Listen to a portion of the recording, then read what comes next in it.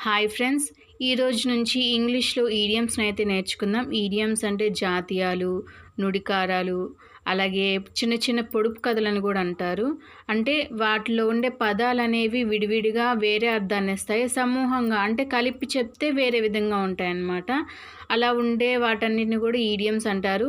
ముందు ఫస్ట్ మనకు అర్థం కావడానికి తెలుగులో ఈడియమ్స్ ఎలా ఉంటాయో దాని ద్వారా ఇంగ్లీష్‌లో ఈడియమ్స్‌ని ఎలా నేర్చుకుందామో చూద్దాం. దీనికి సంబంధించిన బిట్స్ అయితే గవర్నమెంట్ ఎగ్జామ్స్‌లో 2-3 అంటే ఇంగ్లీష్ కాంప్రహెన్షన్‌లో అయితే ఖచ్చితంగా అడుగుతారు. సో, మిస్ అయితే చేసుకోమాకండి వీటిని. ఖచ్చితంగా నేర్చుకుందాం. అలా తెలుగులో ఈడియమ్స్ అనేవి ఇలాగుంటాయనమాట. అంటే చేతులు కాల్చుకోవడం, కడుపు కోత, పాత చింతకాయ పచ్చడి.